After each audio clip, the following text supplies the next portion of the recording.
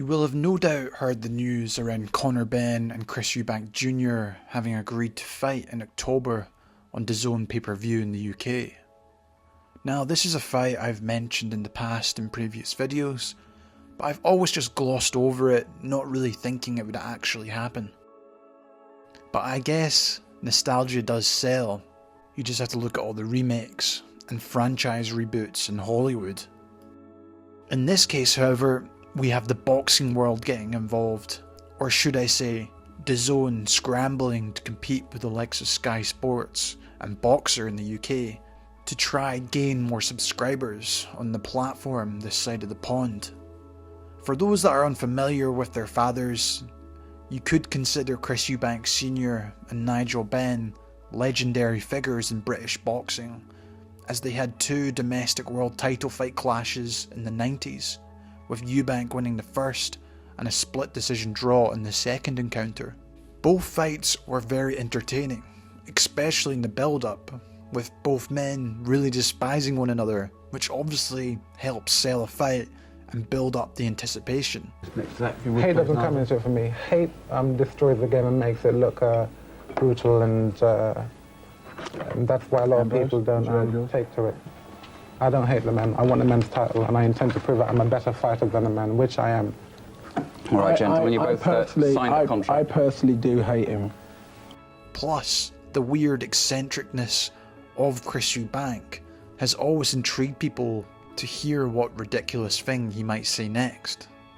However, with this fight between the sons Conor and Chris Eubank Jr., it really does make me feel a bit meh, especially from a fan's point of view. It reminds me a bit of Kell Brook moving up from welterweight to middleweight to fight Triple G. And it didn't really end well for Kell. He did have some good moments in that fight, but he was also a world champion at the time. But you can't help but think this is not the right move for Conor Benn at this stage in his career.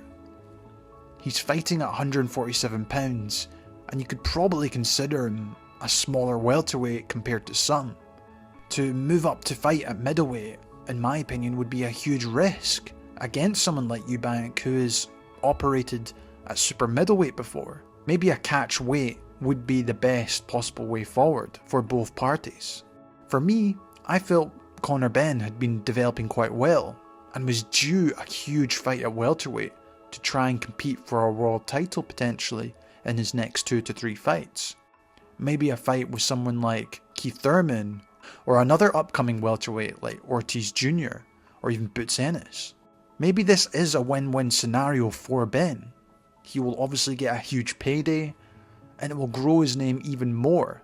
And if he was to win this, it would make everyone at 147 to 160 pounds realise this kid is the real deal. But on the other side of the coin, we have Chris Eubank Jr. And this fight doesn't really make sense for me apart from the financial aspect. We've been waiting so long to see Eubank finally challenge again for a world title or against another big name at middleweight. He's one of these guys that has called out Charlo, Triple G and Canelo, only to fight someone like Marcus Morrison in his next fight. No disrespect to him, but you can't be calling out these huge names and then facing opposition like that. If this fight does go ahead, Eubank Jr., in my opinion, should really win this fight. He's the bigger man and has more experience. And if he does win, what does that say to the other top middleweights? Not a lot, as many of them would just consider Benn a blown up welterweight. I don't like to be a complete downer, as this fight does have the makings to be an interesting fight stylistically.